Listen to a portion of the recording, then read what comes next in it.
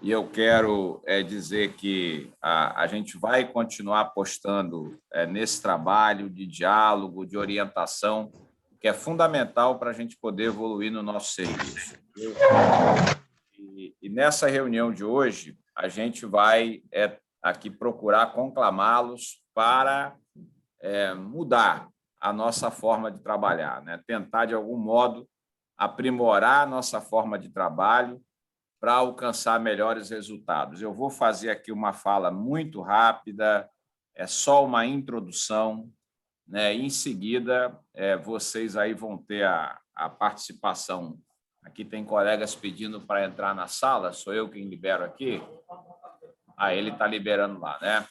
Pois é, então eu vou fazer aqui, na verdade, uma breve introdução com os amigos e, em seguida, o doutor Gladstone, que é aqui o nosso juiz corregedor, né, juiz auxiliar, ele vai mostrar para vocês as principais dificuldades e problemas também, né, que ele tem identificado durante as correições que são realizadas. E nós vamos aqui ouvir também um pouquinho do colega Eduardo, que é aqui o chefe da assessoria de informática da Corregedoria, que é analista, profissional, portanto, do quadro do Poder Judiciário, conhecedor dessa área e, sobretudo, conhecedor da questão da alimentação dos sistemas, que é fundamental para a gente poder ter o nosso trabalho parametrado, né? A Corregedoria ela vai aqui olhar o que aparece aqui nos dados do sistema, né? De forma muito especial do Termojures. Aqui é que nós vamos identificar se há ou não há problemas nas secretarias, né? E nós aqui temos verificado, no geral, que existem problemas e que não são poucos os problemas. Aliás, meus caros, e aqui eu quero começar nesse primeiro ponto a dizer isso, né? Nós temos identificado que o grosso do problema tem sido identificado nas secretarias, né? A gente precisa, portanto, tentar repensar a nossa forma de trabalho, tentar organizar a nossa sistemática de trabalho, eventualmente procurando inovação para a gente mudar esse panorama atual, né? A primeira coisa que se coloca quando a gente fala de organização de uma unidade judicial, e aqui eu quero me reportar sempre ao serviço da secretaria, é que nós estamos trabalhando com pessoas, né? Então, o material humano aí é o produto fundamental para esse trabalho que a gente faz, né? E a liderança, né, está nas mãos de vocês, os secretários judiciais. Vocês são a liderança, né? Vocês são os responsáveis, né, por animar, por criar estímulo, organizar o serviço, ver o que está acontecendo de errado, verificar também, identificar aquela experiência que foi exitosa e que, portanto, a gente deve apostar nela. Vocês são os grandes responsáveis pela condução desse serviço. E a primeira coisa que eu quero aqui nessa nossa reunião, caríssimos, colocar para a reflexão de todos, é saber distinguir, né, se no final do expediente a gente tem, de fato, um dia produtivo ou um dia ocupado, né? Esse é o grande problema que nós hoje temos identificado nas organizações públicas de um modo geral, né? Eu tive um dia produtivo ou eu tive um dia ocupado, né? Quem de nós não chega ao final de um dia de serviço extenuado muitas vezes, mas com baixíssima produtividade? E aí você pergunta, o que foi que eu fiz no dia de hoje? O que foi que eu efetivamente produzi, né? Quando a gente identifica que eu tenho mais ocupação do que produtividade, é porque tem algo aí que deve ser observado e com rapidez. Normalmente, nesses casos, e isso tudo aqui que eu estou falando para vocês, eu quero deixar bem claro, é fruto do que eu aplico também na prática, né, como magistrado, né? Normalmente, o que se verifica aí é a gente deixando de fazer aquele que é o serviço básico, né? O chamado dever de casa, né? O básico bem feito é uma das premissas de um gerenciamento de sucesso. Então, se eu não estou fazendo o básico, né, eu não consigo, de fato, ter um dia produtivo. A tendência é que eu tenha dias ocupados, né, dias em que eu termino o meu trabalho extenuado, mas com baixíssima produtividade. Nós temos que ter muita atenção nesse momento, caríssimos, para perceber que nós estamos aqui lidando com um problema que ele é debatido, é discutido em grandes academias do mundo inteiro, né? Então, não há como nós resolvermos esse problema de gestão com base em intuições, apenas com base em vontade. A vontade, a determinação é um fator importantíssimo, é um fator fundamental, mas é um fator que sozinho não basta, né? Você tem que tentar ter o domínio de certas ferramentas para você poder avançar. A primeira delas, que está relacionada aí em fazer o básico bem feito, né? Repito, uma das premissas de um gerenciamento de sucesso é a gente ter como realizar a avaliação de desempenho dos nossos quadros, daqueles que trabalham conosco. Eu tenho que identificar qual é o desempenho de cada um, saber o que está acontecendo de problema, conversar com essa pessoa que está com desempenho baixo. Isso cabe ao secretário judicial. Ele é o líder da secretaria. Aliás, eu quero aqui já fazer aqui eu cumpri o dever de dar a informação para vocês que a corregedoria ela vai traçar um plano de avaliação voltado para os secretários judiciais, né, preocupados que nós estamos aqui com o que as correições têm identificado, né, que o grande problema ele está sendo encontrado nas secretarias, tem uma quantidade imensa de atos pendentes de cumprimento. Não, então, isso daí é algo que a corregedoria, ela agora, nessa segunda etapa desse segundo ano de gestão, ela vai dedicar atenção, né? E nós vamos identificar aquelas secretarias que têm tido melhor desempenho, né? Para reconhecer, criar uma forma de premiar esses bons secretários judiciais.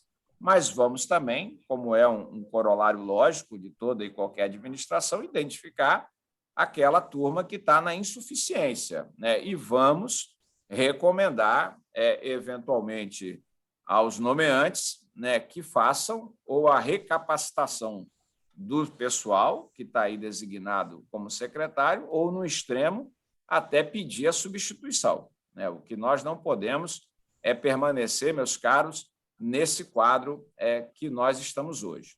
Um outro ponto importante para uma secretaria funcionar bem, e eu estou falando com vocês que estão na ponta, que conhecem do problema, é uma rotina de serviço. Se tem algo na administração pública, caríssimos, que é identificado como grande dificuldade, como um grande obstáculo a ser superado, é a ausência de rotina. Nós temos uma dificuldade extrema de trabalhar com rotina. E a rotina, sabemos nós, é aquilo que nos impulsiona para frente, né? Se você não tem uma rotina de trabalho, você não consegue ser produtivo. Muitas vezes, nós conhecemos pessoas que acordam com mal-estar, com uma indisposição, ou que têm outras tarefas para realizar dentro do horário de expediente, isso é inconcebível, né? E ele não consegue, obviamente, dedicar a força, a energia produtiva dele de trabalho para o serviço, porque ele não consegue criar uma rotina, né? Uma rotina produtiva, desenvolvida dentro de cooperação, envolvimento do time. Isso é muito importante, o envolvimento do time. O secretário judicial, está tendo um ecozinho aqui que está ruim, por favor, deve ser algum microfone que está aberto. Eu vou pedir que todos observem com atenção para deixar os microfones fechados. Depois vocês vão ter oportunidade de fala. Muito obrigado. Bom, então, é algo também importante aqui que o secretário leve em consideração, é a necessidade de liderar pelo exemplo, né? Não adianta o secretário judicial ele ter um bom planejamento, ter um bom plano tático, que é algo a respeito do qual eu vou falar já já, se ele não está presente, né? Se ele não fiscaliza o serviço, se ele não está ali liderando pelo exemplo que ele dá aos servidores da sua secretaria, da sua unidade. E aqui, caríssimos, um ponto também muito importante que merece a atenção de todos é como fazer isso, né? É liderar pelo exemplo, mas sem arrogância, né? A arrogância, aquele tratamento, às vezes, mais duro, isso é o sinônimo da antiliderança, né? A boa liderança ela tem que fazer o seu trabalho com doçura, né? Atraindo os colegas, com um sorriso, com uma palavra de apoio. Esse que é o nosso papel, caríssimos. Vocês são os atores fundamentais para que isso se desenvolva com pleno êxito, né? Não adianta você estar na sua unidade e criar um ambiente de encrespamento, de tensão, de estar todo mundo com aquela cara carrancuda, zangado, porque o sujeito aí não trabalha bem, né? Então, você trazer esse ambiente de alegria, um ambiente de cooperação, né? Um ambiente onde todos realizam o seu trabalho com boa vontade, com desejo de ajudar, de desenvolver o serviço, isso aí é fundamental e depende, obviamente, dessa doçura a que me refiro, né? Nós temos, portanto, meus caros, uma missão imensa, ela é uma missão hercúlea, mas ela é necessária de transformar a realidade caótica de muitas de nossas secretarias em um caos produtivo, né, que traga satisfação e o reconhecimento para o serviço. E aí o ponto é que eu queria me reportar agora, né? As grandes organizações, sejam elas públicas, sejam elas privadas, elas vão trabalhar sempre com tática e estratégia, né? É óbvio que você tem que ter um planejamento estratégico. Nós temos aqui na corregedoria, o tribunal tem lá também, na administração do tribunal, nós temos que ter um planejamento estratégico que estabeleça uma rotina produtiva, algo que deve ser construído com a participação de todos, a partir das perguntas certas, né? O que nós realizamos, o que podemos fazer para melhorar o nosso serviço a cada dia. É assim que a gente vai construindo um planejamento estratégico.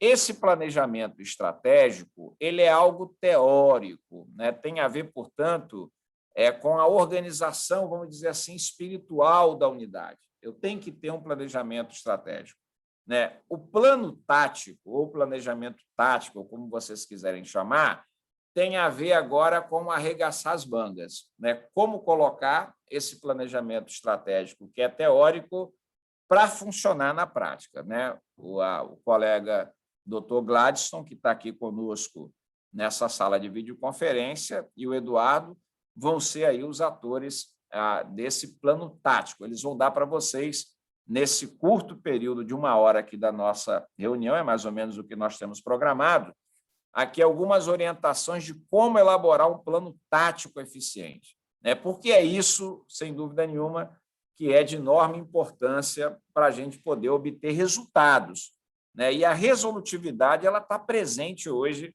na administração pública como um fator fundamental para que ela possa fazer a entrega, né? Se a administração pública ela não trabalha comprometida com resultados, sem esquecer do processo, obviamente, tem que estudar o processo.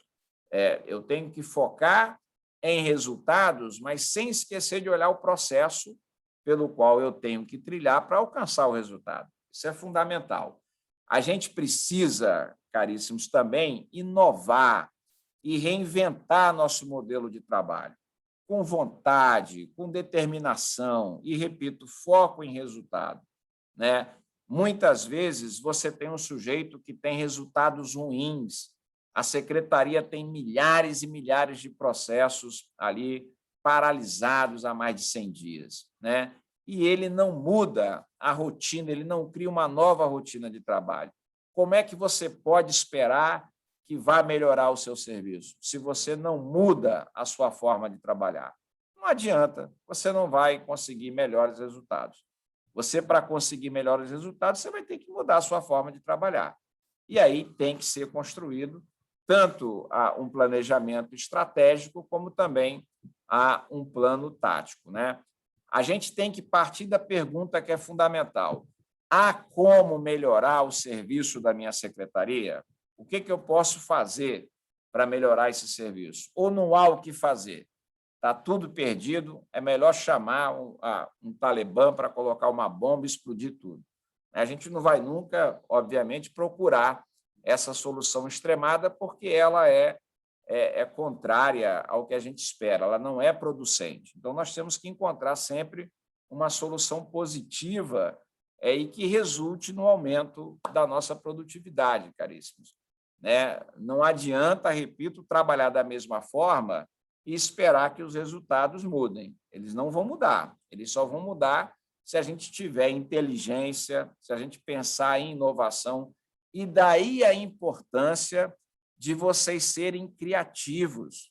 Vocês são inteligentes, vocês são capazes, né? Usem a inteligência, deem, inclusive, sugestões. A corregedoria aqui, desde o primeiro momento, já conversei com vários secretários, ela tem se colocado aberta para ouvir sugestões de vocês. Né? Desembargador, vamos pensar em alguma coisa aqui que vá nesse sentido. A gente pode aqui se debruçar e discutir isso daí sem problema nenhum com vocês. É muito importante, essa parte vai tocar de modo muito especial aí ao colega Gladstone, mas é muito importante que vocês tenham os indicadores nas suas mãos. Vocês têm que olhar os dados que estão no Termojures. Não adianta você trabalhar com uma venda nos olhos sem saber onde é que está o problema. Aí você não consegue fazer nada, nem implementar planejamento e muito menos plano tático.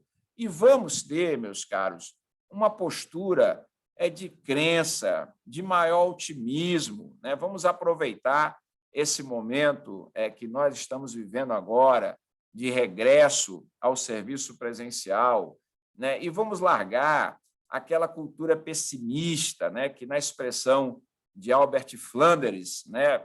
Vê a dificuldade em cada oportunidade de trabalho. Tudo é uma dificuldade. Nada pode ser feito, nada resolve. É a história do mau remador. Até o remo atrapalha. A gente conhece essas personalidades. O otimista, e é isso que nós devemos ser, ele tem que identificar uma oportunidade em cada dificuldade. Né? Tirar da dificuldade uma oportunidade para melhorar o serviço. Isso é fundamental para a gente poder avançar, meus caros.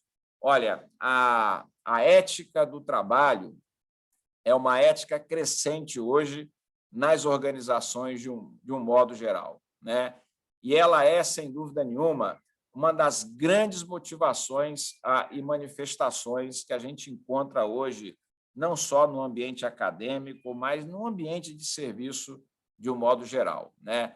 A gente tem percebido que o Brasil, isso são dados que são apresentados pelas think tanks, né? Essas instituições que trabalham com pesquisa, né? Que o Brasil não tem conseguido, ao contrário de outros países emergentes, aumentar a sua produtividade média de serviço. O brasileiro, em geral, não tem conseguido aumentar a sua produtividade média de serviço, que tem, em geral, caído em relação à do norte-americano, que é sempre o padrão que a gente ainda utiliza como escala, né, para criar políticas e estratégias de gestão.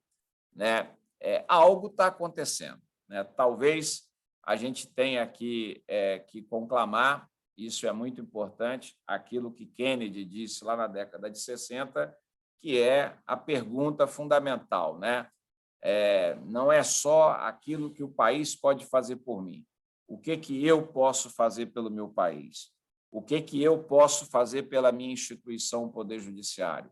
né? Essa é a pergunta que talvez a gente deva, caríssimos, nessa quadra fazer para a gente poder contribuir com esse estado de coisas, tentar melhorar de alguma forma esse estado de coisas, né? Está na hora, meus caros, de um grande esforço, um esforço de todos, para a gente recuperar a chamada ética do trabalho, né? Ela precisa estar presente no uso dos recursos públicos, ela precisa estar presente no bom cumprimento de nossas funções. É dessa forma, caríssimos, que nós estaremos aí prestando um grande serviço, né, para a nação e para nós mesmos. Realização profissional, sucesso profissional, não pode ser confundido com sucesso e realização econômica. É muito mais do que isso. O sucesso profissional vem pelo reconhecimento público do serviço que vocês fazem. E uma secretaria bem gerida, capaz de entregar resultados, ela vai ser reconhecida. É isso que nós precisamos fazer, caríssimos. Eu quero trazer, portanto, aqui essa mensagem, uma mensagem positiva, uma mensagem animadora. Vamos vencer as nossas dificuldades com inteligência, com criatividade, e vamos melhorar os nossos resultados de um modo geral. Muito obrigado pela atenção de todos vocês. Dr. Gladstone, para quem eu vou passar a palavra agora, vai seguir com essa reunião, fazendo uma exposição aí bem precisa do trabalho que vocês poderão aí tomar como sugestão para implementar em suas unidades. Em seguida, como já disse, o Eduardo vai mencionar a parte relativa à informática. Muito obrigado pela atenção de todas e de todos, caríssimos. Tenham aí um bom dia de trabalho, um bom final de dia de trabalho, já está encerrando, e a gente segue adiante aí sempre de portas abertas para receber as sugestões que vocês quiserem encaminhar. Sugestões, dúvidas, dificuldades. Vamos avançar com esse diálogo. Muito obrigado, caríssimo. Gladstone, você tem a palavra.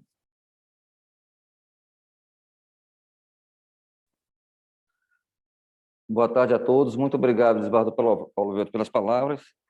O Desbardo sabe que eu sou entusiasta do trabalho do serviço judicial, principalmente voltado na área das serventias judiciais, secretarias judiciais, e aqui eu ouso chamá-los a todo dia com orgulho de meus colegas, porque em 1995, 96, eu fui secretário judicial também. Então, eu falo aqui com vocês de igual para igual, apesar de hoje estar sendo juiz auxiliar da Corregedoria. Naquela época, nos idos de 95, 96, nós não tínhamos a facilidade que hoje nós temos com sistemas, com a distribuição eletrônica, era totalmente diferente. Nós trabalhávamos naquela época, nós fazíamos, lavrava-se as sentenças no livro.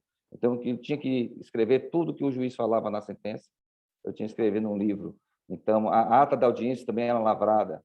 Então, a dificuldade era enorme, né? Não tínhamos servidores, não tinha concurso público ainda. Enfim, era outra época. Hoje eu posso dizer que a gente precisa avançar mais, nós precisamos sim. A gente tem aí 1000 oportunidades de avançar com a implementação de sistemas, de inteligência artificial, mas o que eu quero passar para vocês é que, inclusive, como o Desbardo falou, nós não precisamos, de forma alguma, utilizar a bomba lá do Talibã, né? A gente tem que deixar essa bomba lá mesmo, desembargador. E nós vamos aqui trabalhar com a solução. A gente precisa encontrar uma solução, né, para que, com foco e resolutividade, encontrar o problema, identificar o problema, saber tratá-lo e executá-lo. Tá? Pois bem, eu quero passar ao conhecimento de todos, colegas. Nós temos aqui uma boa quantidade de secretários na sala. Isso é uma oportunidade ímpar que a gente tem de passar essas informações. Eu vou passar aqui uns slides que vai demonstrar o panorama geral dos processos que nós temos nas secretarias. Não vou fazer alusão aqui a nenhuma secretaria específica, vou fazer um panorama bem amplo para que a gente possa ver e identificar aonde a gente pode reconhecer o problema e tratá-lo. O Eduardo já colocou aí o primeiro slide, vamos começar o segundo, Eduardo.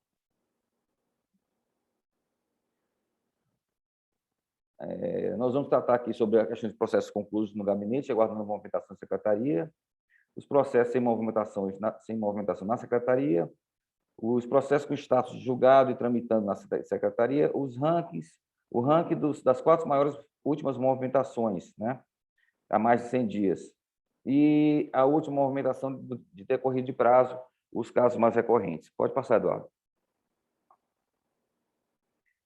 Pois bem, vamos prestar atenção nessa tela. Nós temos aqui, de Barra do Paulo Velten e nobres colegas, a quantidade de processos concluídos no gabinete e aguardando movimentação em secretaria judicial.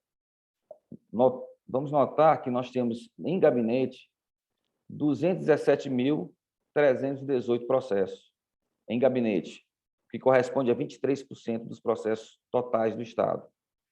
Nas secretarias, nós temos 728.123 processos, ou seja, 77% do nosso processo encontra-se hoje nas secretarias judiciais. Então, é um volume a considerar, né? Os nossos processos, em sua grande maioria, se encontram nas secretarias judiciais, e se estão lá paralisados, é porque a gente está precisando, como o desembargador falou agora há pouco, fazer um plano tático, fazer um planejamento de como tratar essas situações. Tá? Isso, alguém me pergunta, é possível fazer isso? A gente consegue fazer esse tipo de ação e movimentar esse processo? Eu digo, claro que sim. Claro, nós temos vários exemplos que, quando a gente consegue focar e identificar o problema, fazemos mutirões, mutirões de publicação, juntada. Então, tem várias ações que a gente pode fazer para melhorar essa situação. Vamos lembrar desse número: 77% dos processos estão na secretaria, do total do Estado. Vamos avançar, Eduardo. Pois bem, os processos sem movimentação na secretaria. Quando a gente fala sem movimentação, a gente difere dos que estão acima de 100 dias e dos abaixo de 100 dias. Por que 100 dias? Porque 100 dias é um parâmetro que o CNJ utilizou para que a gente possa fazer um controle mais eficaz dos processos que estão paralisados. Aí você vai me perguntar, doutor Gladson, mas 100 dias é um tempo razoável? Eu digo, não é razoável ter um processo paralisado a 100 dias, porque o nosso CPC, no artigo 228, fala lá que o processo tem que ser concluído a 1 dia. Então, nós vemos aqui que tem processo concluído aqui há mais de 5 anos, 6 anos. Então, o correto é a gente avançar, diminuir esse tempo de processo paralisado, né? Nós temos aqui um total de processos na secretaria de 738 mil, enquanto que acima de 100 dias nós temos 259 mil, o que corresponde a 35%. Ou seja, 35% dos processos que estão nas secretarias de todo o Estado, né, estão com movimentação em atraso há mais de 100 dias, né, paralisados. Vamos avançar, Eduardo. Aí nós temos as 4 maiores últimas movimentações, né, de paralisados há mais de 100 dias. O primeiro é despacho de mero expediente, com mais de 38 mil, ou seja, nós temos mais de 38 mil processos aguardando cumprimento de despachos há mais de 100 dias. Depois vem o decorrido prazo, ou o decurso de prazo, dependendo do sistema que a gente utilizar. Enquanto que esse tipo de processo, a gente sabe que quando se decorre um prazo, tem poucas coisas a fazer, né? Verificar se foi cumprido toda a ordem do magistrado, lá na decisão ou despacho. Se não foi cumprido, vamos dar seguimento a ele. Ou se foi cumprido tudo, a gente pode fazer a conclusão, né? Esses 21 mil processos aí, possivelmente, estariam nos gabinetes, né, concluídos aos magistrados. E juntadas de petição, 12 mil, e documentos também, 12 mil. São outros, isso aqui é só para ilustrar uma média de processos que nós temos paralisado e qual é a situação de cada um deles. Eu quero dizer a todos que eu vou deixar no final das palavras aqui, minha e do Eduardo, o e-mail e o telefone da coordenação, para que a gente possa depois responder qualquer indagação, porque o tempo aqui, como é curto e a matéria é muito ampla, a gente não consegue em 1 hora, talvez, passar todas as informações que a gente queira passar, né? Mas a gente vai dar um norte e aí vocês vão conseguir seguir, fazer o plano individualmente por cada unidade. Vamos sair, Eduardo. Aí nós temos os maiores, como é que se diz?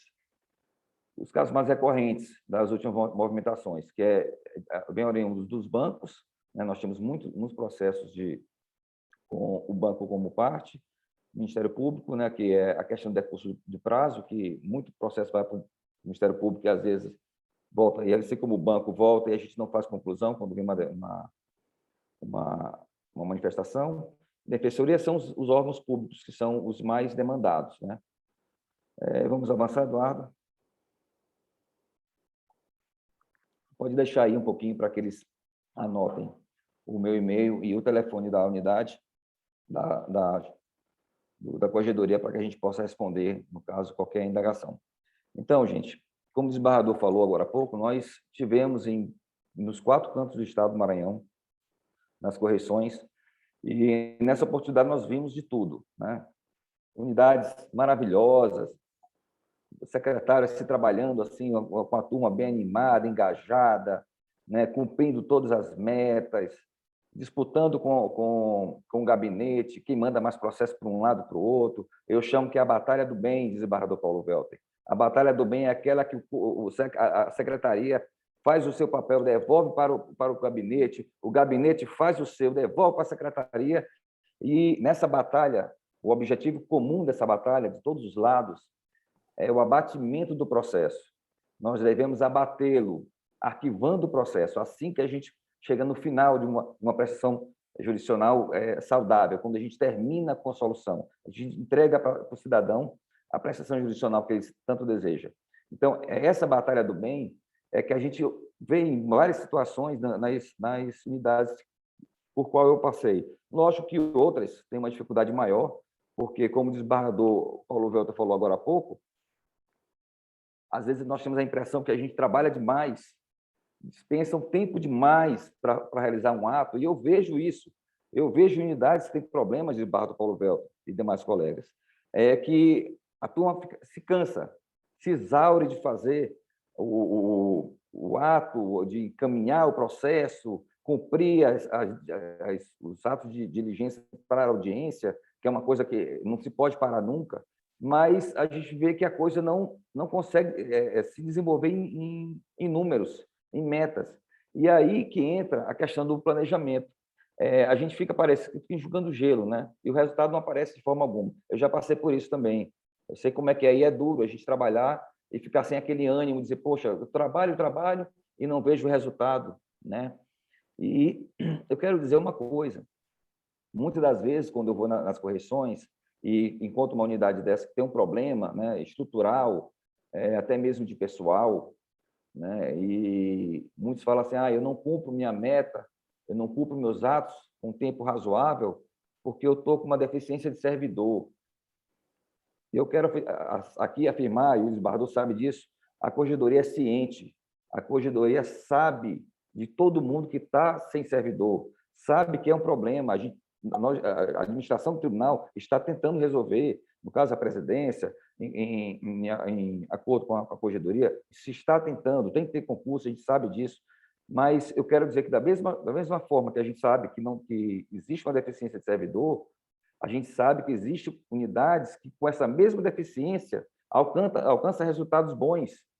Então, a gente não pode atribuir só a questão de falta de servidor a um possível insucesso de um dado, de um cumprimento de uma obrigação nossa. Lógico que é um fator que dificulta, mas a gente não pode atribuir só a isso, né? E como a gente faz para alcançar um número desejado, desembargador Paulo Welter, colegas? Existe uma forma que eu costumo dizer que é a gente dando efetividade à jurisdição. E como a gente costuma fazer isso? Quando a gente consegue, numa gestão focada, né, todas as distâncias, a gente não pode falar que é só em primeiro grau, porque o Poder Judiciário se compõe de primeiro e segundo grau, então a gente faz o nosso papel aqui, julga o processo, se sobe em grau de recurso, o tribunal vai fazer a parte dele, então a gente todo esse ciclo funcione, né? E funciona quando a gente faz o nosso papel. Nós devemos fazer a nossa parte, deixar o tribunal fazer o deles. Mas, para conseguir uma gestão focada em resultado, a gente precisa de três ícones. e os ícones principais. O primeiro é a informação, e quando eu falo informação, é a informação de o que a gente tem, o espelho da nossa unidade, o que eu posso melhorar nessa unidade, o que eu quero chegar com esses números. Então, são vários fatores que a gente vai ter que entender no nosso acervo para poder chegar num denominador comum. Primeiro, a informação. Segundo, é a orientação, que a gente está tentando passar por aqui, por onde a gente vai, através da gestão do Esbardo Paulo Velter. E o terceiro é o planejamento. Eu vou dar um exemplo claro para vocês, bem fácil. Nós temos taxas, você sabe que a gente tem que reduzir taxa de congestionamento, de baixa, que é uma exigência do CNJ, enfim. E diretriz estratégica, né, do CNJ. Mas, enfim, nós vamos reduzir a taxa de congestionamento. E, nesse caso, o foco dessa taxa é arquivar os processos, né? A gente tem que arquivar, porque se não arquiva o processo, a gente não baixa. Não abaixa o percentual de baixa de processo da taxa. Enfim, e para a gente arquivar os processos, a gente precisa primeiro de informação do acervo de processo com status julgado. Por quê? O processo com status julgado é que a gente vai trabalhar para chegar na baixa. A gente não pode trabalhar com o processo tramitando, né? Com esse objetivo de baixa. A gente não pode esquecer os tramitando. Veja bem, eu não estou falando para a gente esquecer o que está tramitando. Se a gente quer focar na baixa de processo, nós temos que trabalhar com o processo julgado. Se a gente quer focar na produtividade, temos que trabalhar no processo tramitando. São dois fatores diferentes. Então, a gente tem o acervo do processo julgado, nós temos a orientação para a equipe de como fazer esse processo julgado fluir para chegar no arquivamento ou então num grau de recurso ao tribunal. Mas o que eu quero dizer é que a maioria dos processos julgados nas secretarias hoje, elas estão pendentes de um ato, de uma diligência, de intimação de sentença. Eu vejo sentenças aqui de 5 anos, sentenças proferidas há 5 anos que não foi ainda intimada as partes. Eu vejo sentença também proferida em banca, no caso de audiências, que as partes foram intimadas em banca, já tem certidão de trânsito julgado e não foi arquivado. Ou seja, como é que a gente vai dar baixa no processo e focar numa redução de taxa de congestionamento se a gente não faz o ato seguinte, o ato subsequente? Pois é, sentenciou, tem que intimar. Se intimou, certificou o trânsito julgado, vamos ver se tem custas a apurar. Tem custas a apurar? Vamos apurar a custa, né? Se não tem custas a apurar, vamos arquivar o processo, desde que o comando judicial tenha lá a determinação de arquivamento do processo. Isso é básico. Agora, a gente tem que saber, como eu disse no começo, os dados. Nós temos que conhecer, ter a informação desses dados. Isso não vai aparecer assim para a gente do nada numa tela. Não. A gente tem que ir atrás. Nós, enquanto secretário judicial, que também somos gestores da unidade, nós temos que ir atrás da informação, né? Auxiliar o juiz, nesse caso, que também é um gestor, é o gestor de toda a unidade, mas a gente precisa ir atrás da informação. E pensando nisso, como o desembargador bem falou, a Corregedoria hoje trabalha com os dados que estão no Termojures. E aí veio um colega e me pergunta: doutor Gladstone, o Termojures está diferente do jurisconsulte. Aqui tem uma coisa e lá tem outra. E eu vou dizer para vocês, vai dar divergência, sim. Porque o foco dos sistemas são diferentes. O Termojures, ele foca na gestão, ele é utilizado pela Corregedoria para auxiliar na gestão, né? Na nossa organização, na nossa orientação e na gestão da unidade. De lá, ele vai buscar esses dados consolidados, através do sistema de BI, para se programar, se planejar, criar seu plano tático. É tão bom quando uma unidade chega: poxa, eu tenho cheio de processo aqui para me publicar, vou fazer um mutirão de publicação. Chamo 2, 3 da secretaria que são bons em publicação. Vamos fazer aqui, gente. Essa semana aqui vamos dar um gás aqui na publicação, que eu quero ver isso tudinho só aguardando o prazo. Então, é interessante isso. Jurisconsulte é legal também. Tem muitos dados bons. Os dados do jurisconsulte são voltados para a justiça em números. São dados que o Tribunal de Justiça repassa para o CNJ. Todos os dois estão entrelaçados com as orientações do CNJ. Não existe divergência. O que é mais importante também é a gente saber que a gente consegue trabalhar de forma focada e com disciplina quando a gente tem essa planilha extraída. Então, se a gente conseguir trabalhar de forma a solucionar o problema que existe, a gente vai fazer duas coisas. Primeiro, nós vamos dar efetividade na prestação jurisdicional, com a redução de baixa de congestionamento, quando a gente trabalhar com os processos mais antigos, né? E a segunda coisa é que vai fazer a unidade movimentar, né? Já pensou você reduzir um acervo? Nós temos uma unidade, desembargador Paulo, que tem 11 mil processos na secretaria, dos quais quase 4 mil são julgados. Então, são processos que poderiam já estar arquivados há muito tempo, mas estão tramitando ainda no acervo, contando no acervo do magistrado. Olha só, são quase 4 mil processos julgados. É muita coisa, gente. A gente precisa dar impulso nesses processos julgados para reduzir o acervo. Quando você reduz o acervo, você ganha duas coisas. Primeiro, o reconhecimento do jurisdicionado, né? De toda a administração, que você está reduzindo o acervo. E segundo, você trabalha num ambiente melhor. Você consegue criar um ambiente que você pode trabalhar melhor, porque você não tem uma pressão de um acervo gigantesco. Eu digo que é um fardo nas costas você trabalhar com muito processo. Mas, enfim, mais tarde a gente vai trabalhar com essa planilha do Termojures e vai ser bem interessante que nós vamos mostrar, o Eduardo e eu vamos mostrar ponto a ponto como melhorar, como identificar os casos e como melhorar a situação. Eu vou abordar aqui alguns casos práticos da secretaria que, se vocês conseguissem acompanhar, seria muito importante, porque são os problemas recorrentes que a gente observa nas secretarias judiciais, por onde nós temos passado. Primeiro, diz respeito à intimação, intimação feita sem prazo. Quando nós lançamos o processo no PJE, né, a gente expede uma intimação, mas não coloca o prazo. Isso é ruim, porque se você não marcar o prazo, os autos eles vão para uma caixa chamada verificar a providência, né? E lá não é o local apropriado para guardar um prazo, né? O local apropriado para guardar um prazo é no processo com prazo em curso. Lá tem essa caixinha, e lá é muito mais fácil, porque ele automaticamente você vai tratando esse processo. Então, se você movimentar o processo adequadamente, o fluxo vai ser mais rápido. Você não vai ter que ficar procurando dentro da caixa verificar providências o que está acontecendo ali. Porque lá vem de tudo para essa caixa. Entendeu? Então, se você movimentar adequadamente e colocar o prazo, né, quando decorrer esse prazo, ele vai voltar. Processo com decurso de prazo. Com prazo em curso, fica lá esperando. Entendeu? E isso serve para a expedição de cartas, mandatos, intimações, ofícios, tudo que você colocar no prazo lá, isso é muito importante, porque é um trabalhamento que a secretaria vai ter. Outro fato bem corriqueiro que nós encontramos é a ausência de cadastramento das audiências. O que acontece?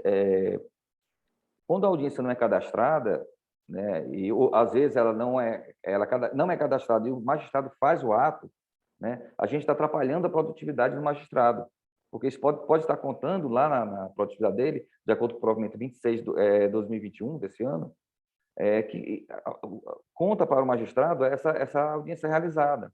E às vezes a gente faz o cadastro da audiência e depois não fecha ela, não diz se ela foi realizada, se ela foi adiada, entendeu? Então, isso é muito importante a gente fazer esse cadastro da audiência, tá? Outra situação interessante é o fechamento do expediente. Pois é, a gente recebe o fechamento do expediente importante para que o processo retorne, né, para a caixa de prazo. Se você deixar um expediente aberto, ele vai ficar em outra caixa, onde você não tem o controle sobre ele. Então, você abre o expediente e fecha o expediente. Recebimento de AR, você pode chegar lá e clicar lá em expediente, clicar em registrar intimação e citação. Você preenche direitinho com a data da juntada do AR, aí sim começa a correr o prazo. Então, essa questão de fechar o expediente que está em aberto facilita o trabalho da secretaria, porque não fica naquela situação de você procurar agulha no palheiro sobre um processo, entendeu? Então, é muito importante fazer isso. E uma coisa que nos afeta muito enquanto corregedoria, que é a questão da gestão eficiente das cartas precatórias. Nós temos um problema muito sério de carta precatória em todo o Estado, e isso nos gera um desgaste de trabalho excessivo, porque quando se nos devolve uma carta precatória, não se processa uma carta precatória, nós somos cobrados de outros tribunais, dos próprios colegas do Estado do Maranhão. Isso nos dá um trabalho que não era para existir. Tá? É a tal da coisa do enxugar o gelo. A gente faz aqui e volta de novo a acontecer. Mas eu verifiquei que existem algumas situações que a gente pode melhorar com a questão da carta precatória. Primeiro, é que a gente tem que usar, primeiramente, ato ordinatório. Nós podemos fazer a carta precatória por ato ordinatório. Não se precisa fazer conclusão de carta ao magistrado se não for para fazer algum ato, uma audiência, deliberar sobre alguma diligência, nomear um perito local para fazer alguma coisa. Se não for isso, pode ser feito por ato ordinatório. Tá? E faz o ato ordinatório, cumpriu o ato ordinatório, aí tem que cobrar do oficial de justiça o cumprimento do mandato, enfim, e se devolve o processo. E o que está acontecendo? Em alguns estados, e aí é uma coisa que eu quero até sugerir aqui ao Desembargador Paulo Velto, para levar ao conhecimento do CECOG, do Colégio de Corregedores, que alguns estados, isoladamente, tratam a carta precatória de maneira muito pessoal. Por exemplo, São Paulo ela só recebe carta precatória se for por e-mail. Outro estado só recebe se for pelo PJE.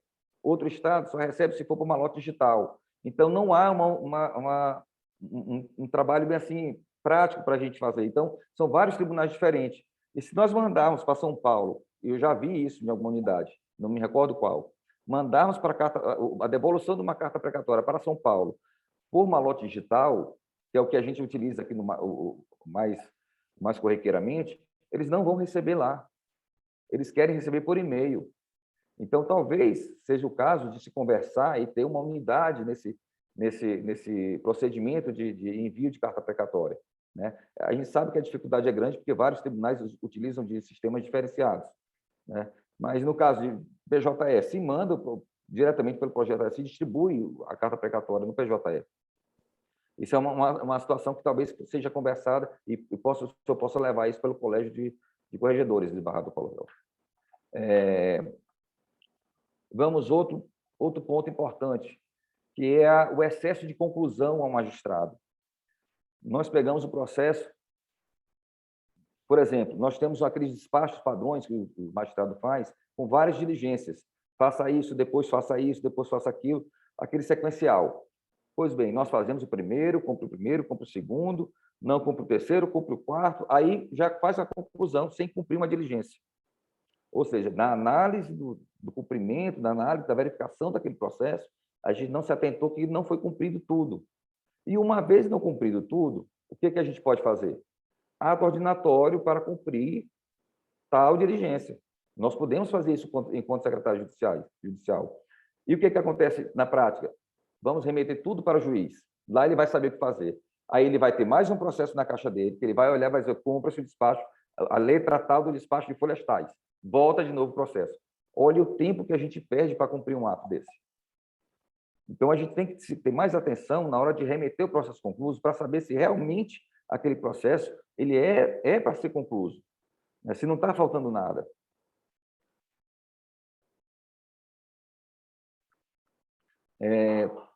Uma coisa muito... Quando eu falei agora em ato ordinatório, eu me lembrei aqui, quando eu fiz umas anotações aqui ao lado, que a gente verifica muito nas correções aquele caráter imperativo que se está dando nos atos ordinatórios. A gente não pode usar o ato de forma imperativa. E eu digo por quê? Você não pode dizer intime-se, cumpra-se. A gente fala intimo, fulano de tal, faço isso, mas eu não posso dar aquele caráter imperativo no ato ordinatório. Tá? Isso é bom lembrar, porque é vetado até pelo provimento 22 de 2018. Tá? E o ato ordinatório, você pode ver no PJE que tem vários modelos aí, todo mundo tem acesso, isso é aberto. Daí você pode criar o seu modelo também e deixar salvo lá, né, no PJE. É só clicar lá e vai alimentar os dados lá com as variáveis e vai ficar tudo certinho. E otimiza muito quando você faz esse cadastro prévio no PJE. Outra coisa que nós temos verificado muito, que ainda existe, apesar dos vários avisos que nós temos dados aí pela Corregedoria, a classe processual errada, tramitando ainda. Por exemplo, processo sem classe definida, ou, como é que se diz? Petição criminal, petição civil, que a gente não sabe que tipo de processo é esse. Isso nos dá problema. E eu vou dar uma informação específica. Numa correição, onde eu fui fazer a visita de vitaliciamento de uma magistrada, olha o quão importante é isso. E no processo de vitaliciamento, ela tem que demonstrar que fez um júri, né? E presidiu um júri. E nessa ocasião, eu fui lá e fiz todo o procedimento, assisti às audiências e pedi o processo do júri e vi que não tinha. Né? No sistema não tinha o processo do júri. E eu conversei com ela, olha, você não tem um júri aqui feito nesse período de vitaliciamento. Ela disse, não, eu tenho, eu fiz há alguns meses atrás, eu fiz um júri. Eu digo, mas no sistema não tem nenhum processo cadastrado de júri. Ela foi, buscou o processo e me entregou. O que aconteceu? O processo não estava cadastrado com a classe processual. Então, para nós da Corregedoria, enquanto administração, esse processo não existiu, né, do júri. E o que eu pedi para ela fazer naquele mesmo momento? Eu digo, vá lá, faça a correção, né, do sistema, que eu vou relatar isso aqui no relatório, vou repassar para a coordenação de avaliação. Então, é muito difícil você trabalhar se não tiver todos os dados movimentados adequadamente. Você pode gerar um problema muito sério, né? Outro exemplo, nós tínhamos um dado, alguns anos atrás, desembargador Paulo talvez não tenha esse conhecimento, mas nós não tínhamos um processo de feminicídio registrado. Por quê? Porque estava sendo autuado como processo de natureza comum, de competência comum genérica. Então, aí, quando puxávamos no sistema, porque a gente não tem muito meio de pesquisa, é só através dos sistemas. E se lá tiver errado o cadastro, vai aparecer errado para a gente. Então, nós puxamos aqui para informar o CNJ e não tinha nenhum processo. Aí o CNJ perguntou, vem cá, como assim? Vocês não têm um processo de feminicídio no Maranhão? E já tinha alguns casos, já tinham até noticiado na imprensa, e nós fomos atrás de saber o que estava acontecendo. Fizemos um ofício circular para todos os magistrados, alguns responderam que tinham, deu o número do processo, e nós identificamos que foi problema da alimentação errada da classe processual. E depois, enfim, começamos a fazer orientações e foi apresentando. Hoje nós já temos infelizmente, nós temos muito processo de feminicídio tramitando, né? Outra coisa que eu posso ver aqui como importante para relatar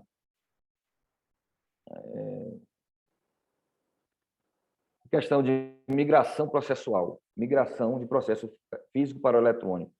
A gente tem que, lá no Termojures, tem uma aba, o Eduardo vai falar daqui a pouco, que a gente consegue ver, identificar os problemas que foram ocasionados na migração. E é importante vocês olharem isso, porque isso vai dar um problema lá no futuro.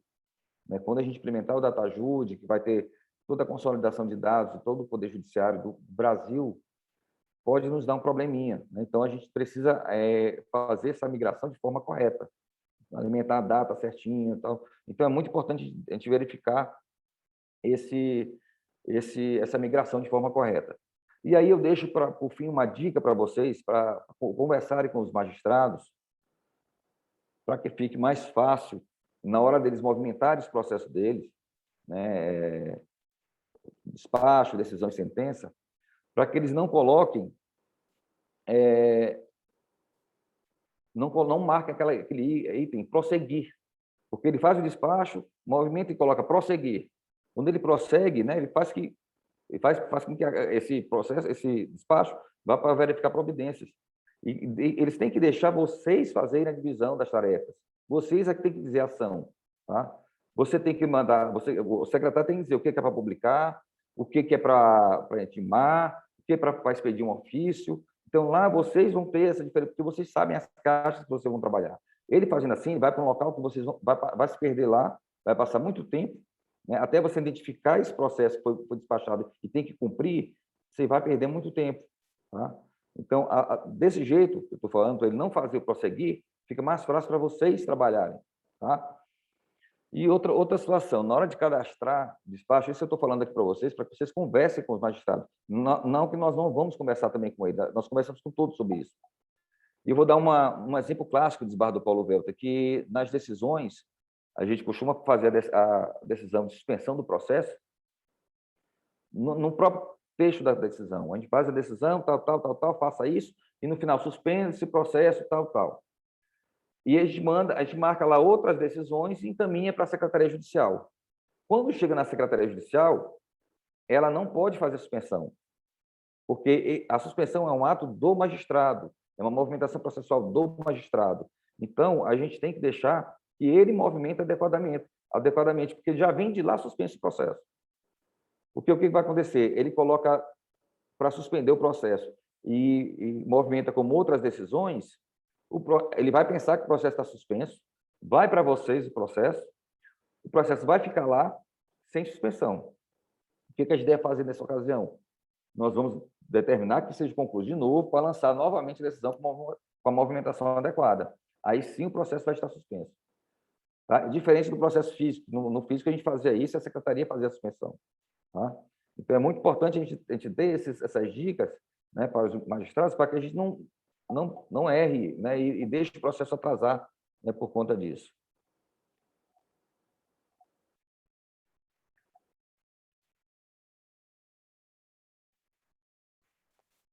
Enfim, desembargador, eu acho que assim, a pincelada maior foi dada na questão dos problemas que a gente identifica nas secretarias, né? Mas eu costumo falar novamente, não é a ausência de servidor que nós não vamos fazer um trabalho bem eficiente. A gente precisa de estratégia, precisa conhecimento das informações e saber delegar as atribuições para quem tem a expertise no assunto. Eu tinha em Arari, quando eu fui magistrado em Arari, eu tinha uma servidora que mal sabia ler e escrever. Tá? Era uma cedida da prefeitura e ela mal sabia ler e escrever. Publicava como ninguém. Ela era danada para publicar. Você botava 100 processos para ela, ela fazia a publicação rapidinho. Então, a gente tem que identificar essas competências dentro da unidade para explorar isso. Nós vamos trabalhar com quem tem experiência. É essa experiência que a gente precisa adotar. E esse plano, a pessoa mais indicada para fazer são vocês mesmos dentro da secretaria. Vocês conhecem o pessoal que está com vocês, que estão junto com vocês. Então, vocês vão... eu preciso fazer publicação de sentença, isso. Publicação daquilo, tá? Expedir ofício, expedir intimação. É por aí que vai. E aí, eu venho a outro ponto mais tarde com o Eduardo, já que a gente não tem... O nosso tempo é muito curto. Eu queria falar muito mais coisas, mas talvez em outra oportunidade, se puder fazer, né, a gente consegue fazer, e de forma mais esmiuçada, mostrando passo a passo no sistema. Mas eu queria, quando o Eduardo entrar, eu vou pedir para ele um parêntese para eu poder explicar só os filtros das tabelas que a gente pode orientar, como eles identificarem o tipo de processo que está paralisado e o que fazer com esse processo. Desembargador, eu agradeço aí a participação, o convite, e eu estou aqui à disposição de todos. O e-mail foi colocado no começo, tem o telefone da coordenação. A gente não vai fazer um bate-papo aqui agora, senão a gente não vai terminar hoje, porque eu sei que vocês têm muitas perguntas, tem muitas coisas para a gente dirimir, mas eu vou ficar à disposição de vocês aí, o desembargador sabe minha dedicação para esse nicho aí da Secretaria Judicial, e daqui a pouco eu retorno, desembargador, com o Eduardo. Maravilha, Gladson. Olha, antes de passar para o Eduardo, turma, eu queria só lembrar que vocês receberam aí no chat um linkzinho aí para vocês registrarem a sua presença, viu? É muito importante que vocês deixem registrada a sua presença, porque nós queremos saber aqui quem está participando e quem eventualmente não está participando. Essa aqui, sem dúvida, é apenas a primeira de uma série aí de outros encontros que a gente vai certamente promover com vocês.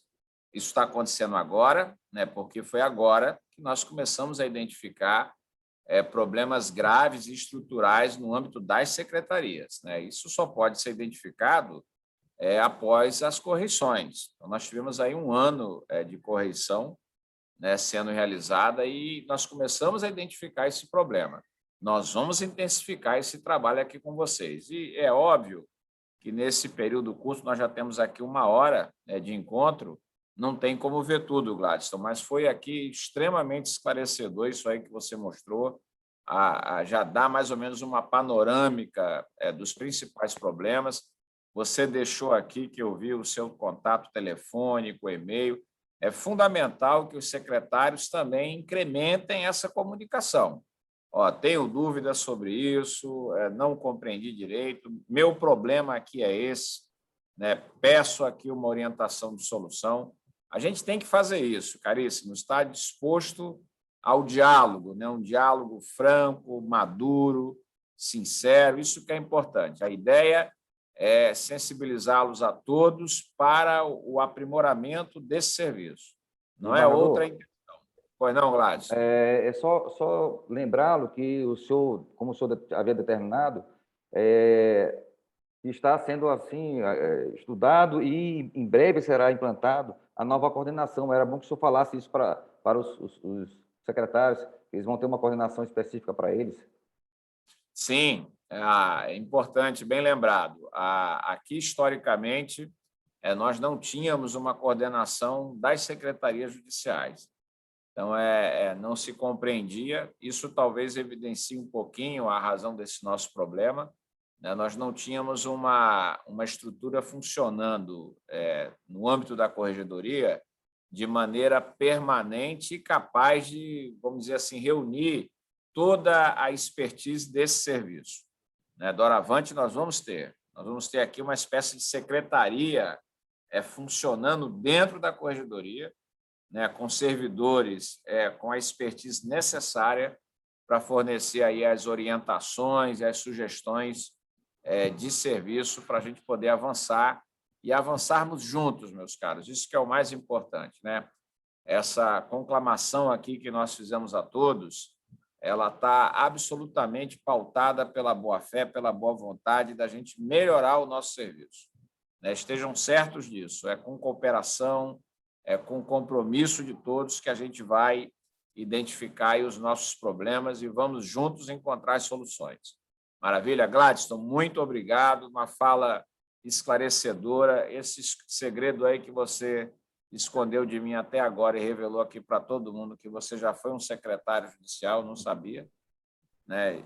E não é certamente por outra razão que aqui eu tenho identificado nos relatórios de correição do colega Gladstone, assim, relatórios minudentes sobre problemas encontrados nas secretarias. Eu quero aqui, sem alongar muito ainda a minha fala, não deixar de dizer para vocês, turma, que a gente não quer, de forma nenhuma, demonizar agora a figura do secretário judicial. Pronto, agora vai sobrar para a gente. Não pensem nisso daí de forma nenhuma, caríssimo. A gente sabe que vocês integram um todo. Nós estamos chamando vocês para conversar porque vocês são a liderança, vocês lideram o processo. Então, essa arrancada, no sentido do aprimoramento, ela tem que sair da liderança de vocês, né? E, para isso, eu tenho certeza que os colegas magistrados, eles vão compreender a importância disso, eles que são efetivamente os responsáveis pelo funcionamento da unidade. Então, a gente está cobrando muito isso dos juízes hoje. Aqueles que estiverem acompanhando aqui as nossas manifestações nas promoções por merecimento, nós temos identificado isso, né? Muitas vezes lá o juiz concluso no gabinete dele tem uma quantidade pequeníssima de processos, às vezes até zero, mas a gente vê esse movimento de processos indo para a secretaria. Portanto, nós estamos muito próximos, né, de encontrar uma métrica de avaliação que ela vai ser global. Então, não adianta estar zerado o gabinete e a secretaria estar com 1.000, 2.000, 3.000 processos concluídos há mais de 100 dias. Como o inverso também não vai resolver. Não adianta a secretaria estar limpinha e o juiz está lá com 1.000, 2.000, 3.000 processos concluídos. Isso aí não é cabível. Nós temos que passar dessa etapa, né? Temos que entender que não cabe mais essa forma de trabalho, de mascaramento. A gente tem que identificar o nosso problema, ir para cima dele com vontade de resolver, de solucionar, de aprimorar técnica, a nossa forma de trabalho, e isso nós só vamos encontrar juntos. Recebam, portanto, caríssimos, esse convite. Eu quero aqui, mais uma vez, enfatizar isso como uma homenagem que a Corregedoria presta ao serviço de vocês. Né? A gente sabe que reuniões como essas aqui são raríssimas, né? Nós temos aqui 128 secretários reunidos nesse momento aqui conosco, é o que a gente está acompanhando aqui, a movimentação está mais ou menos em torno disso. Eu preciso que vocês registrem a presença, porque nós vamos procurar saber por que muitos outros não participaram, não compareceram. O que a gente está propondo aqui é um diálogo construtivo, né? A solução ela não vai ser mágica, ela não vai nascer de um oráculo, ela vai ser construída e ela vai ser construída com vocês. Vocês são parceiros importantes para a construção dessa solução. Maravilha, turma? Olha, eu quero mais uma vez aqui agradecer. O Eduardo agora vai assumir, ele, como eu já apresentei, é o analista da área de informática que nós temos aqui como chefe do setor, né? Portanto, uma pessoa do quadro aí à frente dessa assessoria tão importante para a Corregedoria e que nós estamos apostando muito na solução da informática, né? Gutenberg, ainda lá atrás, no século XV, final do século XIV, início do século XV, ele conseguiu criar a prensa, né? Mas isso sozinho, essa grande descoberta dele, ela precisou de um outro elemento histórico importante que só veio 100 anos depois, né? Que foi a Revolução Protestante, né? Então, precisou de uma pessoa como Calvino para liderar um processo, né, de releitura, vamos dizer assim, da Bíblia, por uma visão de todos. A Bíblia passou a ser acessada e lida por todo mundo, deixou de ser, portanto, um monopólio da Igreja Católica Apostólica Romana, e a consequência disso, caríssimos, é que a cultura se disseminou para o mundo, né? Começou com a leitura da Bíblia e essa leitura ela foi atraindo cada vez novos leitores, novas práticas de leitura para outras áreas do conhecimento, né? E o mundo deu um salto civilizacional muito forte a partir daí. Aqueles que estudam o que está acontecendo hoje na história identificam que nós, hoje, estamos vivendo um outro momento histórico parecido. Observem o que está acontecendo. Nós estamos dentro da história. Isso hoje está acontecendo, né? A pandemia ela acelerou esse processo.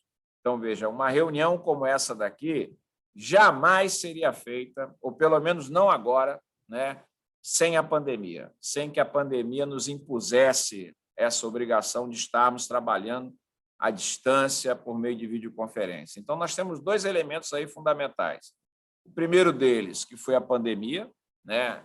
Depois de mais de um século da humanidade avançando com relativa estabilidade nessa área de controle sanitário, ela chegou, né, para nos lembrar que a morte é uma presença constante em nossas vidas, né, e que nós não estamos a salvo, né, de forma nenhuma. A história da humanidade ela sempre foi ali ao lado das crises pandêmicas, né, das grandes pandemias, né? Isso vem acompanhando a humanidade desde que ela existe sobre a face da Terra, né? Nós tivemos um período grande de estabilidade, né, desde a última, que foi a gripe espanhola, no começo do século passado, e voltamos agora para uma situação de crise. Então, muita gente fala que hoje nós estamos vivendo um novo normal. Na verdade, esse é o velho normal, né, que sempre acompanhou a aventura humana sobre a Terra, né? O que nós temos hoje de diferencial, que a gente pode usar em termos comparativos com o que aconteceu com a invenção da prensa, é exatamente os instrumentos da tecnologia, né? Nós temos hoje os instrumentos da tecnologia sendo aperfeiçoados a todo vapor. Aqui tem uma dica importante para a gente, né? Quem tiver atenção para perceber isso, vai dar um salto à frente. E não só isso, que tiver também capacidade para se adaptar ao novo. A gente tem que, diante do novo, não assumir uma postura misoneísta, de ser contrário àquilo que é novo. Nós temos que, muito ao contrário, nos colocarmos à disposição daquilo que é novo para avançarmos junto com aquilo que é novo, né? Então, nós estamos agora, caríssimos, vivendo um momento histórico muito importante. A gente não pode permitir que esse momento histórico passe sem que a gente possa trazer ele para o aprimoramento do nosso serviço, que é tão essencial para os cidadãos brasileiros. Caríssimos, eu quero, com isso, mais uma vez agradecer aí a participação de todos vocês. Lembro a necessidade de registrarem a presença e passo a palavra aí para o Eduardo Freire. Eduardo, você tem a palavra, caríssimo.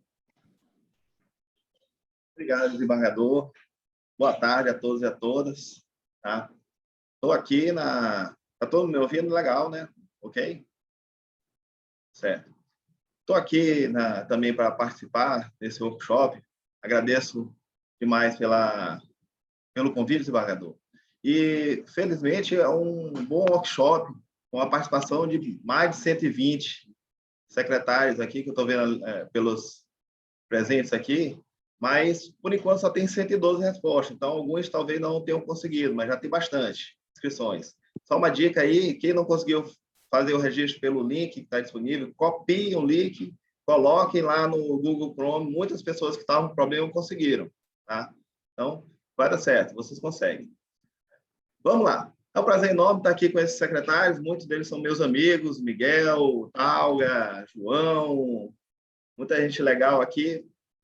Estou aqui para fazer uma breve explanação sobre o Termojures e essa parte que é mais específica das secretarias em si. O que são coisas mais importantes para a secretaria? Bem, o que eu vou falar aqui nessa palestra? Tentar ser o mais sucinto possível. Vou dar uma breve explicação do que é o Termojures e de onde vêm os dados. Vou falar, porque muita gente não conhece, como é que funcionam as telas do Termojures. É uma coisa boa para ser entendido. E vou, logicamente, passar por algumas dos menus que existem no sistema. Tá? Vamos lá. Bem, o que é o Termojures? O Termojures foi criado por nós aqui da Corregedoria. Tá? A ideia é pegar as estatísticas do processo judicial do primeiro grau.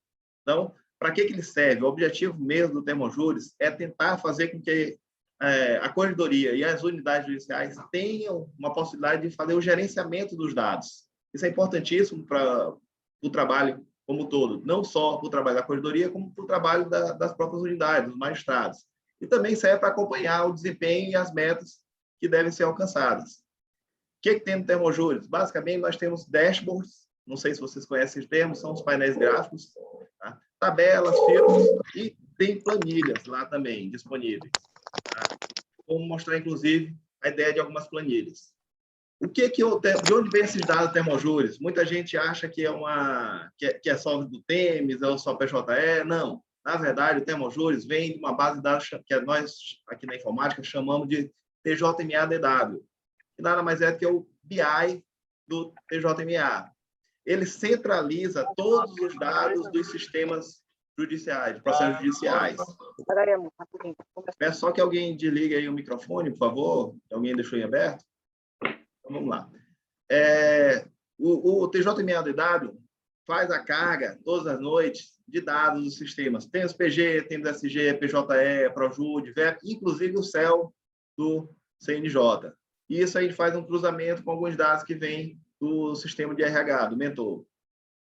Então, só para tentar entender, para que serve, para que a gente tem utilizado o TJMA-DW? Não só para o Termojures, mas também para fornecer dados dos X em números, das metas de GPJ, do Promedes, que é onde tem a produtividade de magistrados, do Auditos, tá? Onde se faz correção, e várias outras consultas que a gente gera.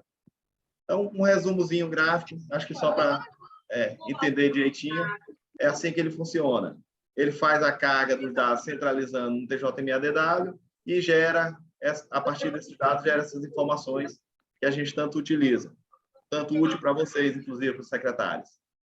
Sobre a tela do Termojures, tá? Alguns não têm todo o conhecimento de como utilizar, mas a ideia é o seguinte: aqui no canto esquerdo superior, tem a informação de quem é o usuário que está logado, inclusive com o perfil. Abaixo dele tem os menus, que são as opções dos gráficos, dos menus que a gente pode acessar. Em cima, a gente tem a informação de qual foi o menu que a gente escolheu. Logo abaixo do título, a gente tem os filtros. Bastante importante, principalmente quando eu entro numa tela que tem filtros mais específicos, como verificar informações com mais ou menos de 100 dias, ver algum status específico. Isso é definido justamente desses filtros. E a tela principal, onde vão estar os gráficos, as tabelas e os números, certo? Mas chama atenção também para essas duas informações no canto inferior direito. Tá? A primeira, que é um íconezinho de uma impressora. É aqui onde vocês, secretários, vão clicar e abrir para fazer o download das planilhas existentes. Na maioria dos casos, é por aqui. Clicando aqui, vai fazer o download de um arquivo CSV, que é um arquivo de planilha padrão para abrir em qualquer programa, seja do LibreOffice, seja do Excel em si. Tá? E a gente vai mostrar direitinho alguns detalhes sobre essa download de planilhas. Uma coisa também interessante de ver é a data de atualização dos dados. Tá? Fica sempre abaixo, aqui no finalzinho da tela. Gente, desliga, por favor, o áudio aí. Alguém deixou o áudio aberto. As principais informações. Eu vou dar uma pincelada realmente pelas principais. O ThermoJuice é muito mais do que isso. Tá? Mas, começando pelas informações do primeiro grau, o que eu tenho aqui? Eu tenho distribuídos e baixados, uma comparação de distribuídos e baixados, que também tem os distribuídos e julgados. Se vocês forem perceber, muita gente reclama, mas é de propósito mesmo. Os distribuídos têm uma diferença de distribuídos baixados, nesse caso aqui, 249 mil distribuídos comparados com baixados e 211 mil comparados com julgados. Por que tem essa diferença? Porque quando eu vou comparar com julgados, só me interessa julgar aqueles processos que podem ser julgados. Então, eu não vou comparar os julgados com os processos de carta precatória, processo de inquérito, procedimento investigatório, procedimento administrativo de uma forma geral. Eles não entram, digamos assim, no acervo que vai ser julgado, teoricamente. Mas, para baixar o processo, basta ele existir. Então, todos os distribuídos estão sendo contabilizados aqui, na comparação de distribuídos e julgados e baixados, certo? Bem, outra informação das informações do primeiro grau que é importante é esse quadro que tem lá abaixo, que eu tenho principalmente os acervos. Aqui, eu posso fazer o download das planilhas desses acervos. O acervo total vai me mostrar tudo que existe relacionado à unidade judicial de vocês.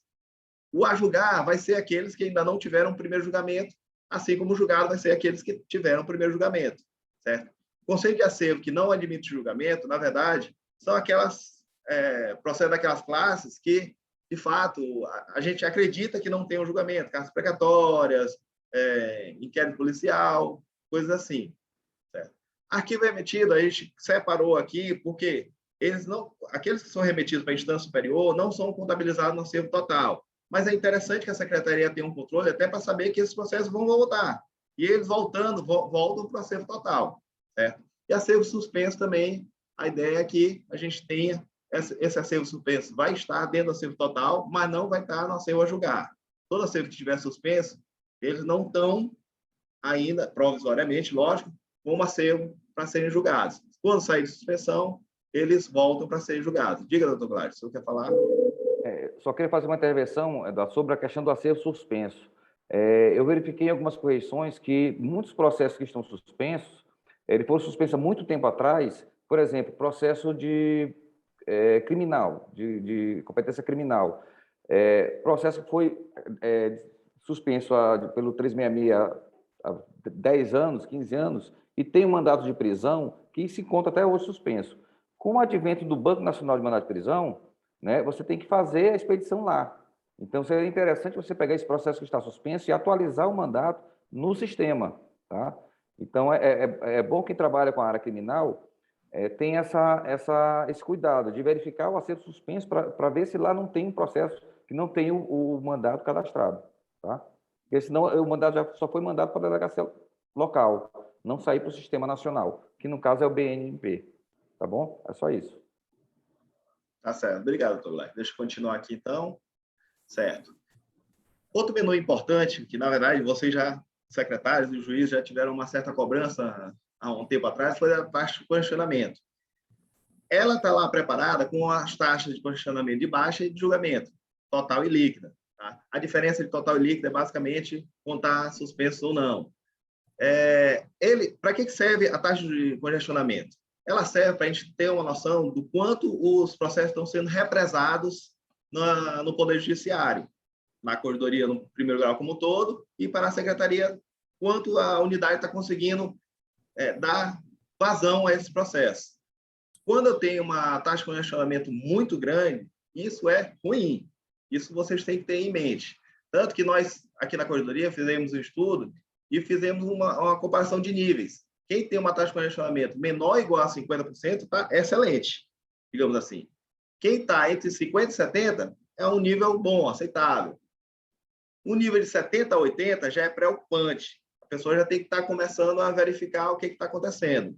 Tá? E maior que 80% é nível crítico. É onde normalmente a gente começa a bater porque precisa diminuir. 80% não é admitível. Certo? Hoje, no Poder Judiciário como todo, a gente está com uma taxa de congestionamento de baixa, por exemplo, total de 68,5%. Ainda é uma taxa boa, a gente conseguiu ir para o nível amarelo aqui, da nosso gradiente, certo? Um detalhe importante da taxa de congestionamento é que ela só leva em consideração os últimos 12 meses. Tudo que foi feito durante os últimos 12 meses. Às vezes o pessoal, nós baixamos muito processo no ano passado, minha taxa de congestionamento aumentou. Porque ele só considera os últimos 12 meses, ou seja, a taxa de congestionamento de hoje é de 30 de julho de 2020 a 29 de julho de 2021. Tudo que foi baixado, tudo que foi julgado nesse período. Como é que eu faço para melhorar a minha taxa de congestionamento? Julgue ou baixe os processos. Esse é o foco.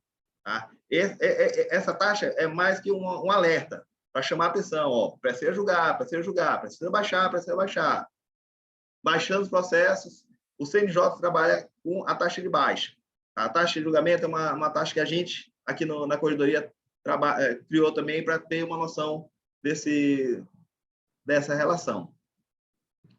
Outro ponto importante lá no Termojures é o andamento da virtualização do processo, que é onde eu faço o controle da migração dos processos do TMS-PG para o PJE.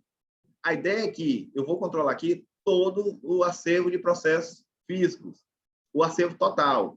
Então, na hora que eu vejo que o processo físico, tem muitos processos físicos aqui, aí a unidade vai dizer, não, mas eu não tenho processo na minha unidade.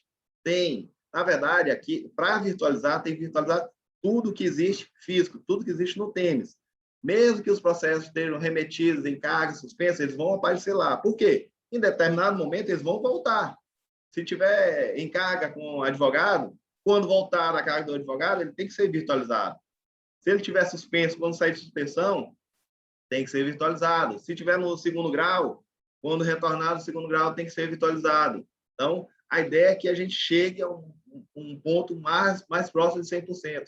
Nós já temos unidades com 100% de virtualização. Isso foi um grande avanço que tivemos principalmente nos últimos 2 anos. Mas esse ano nós forçamos bastante e a ideia é que cada unidade começou a fazer. Alguns ainda não se preocuparam tanto com isso, mas alerta, é importante.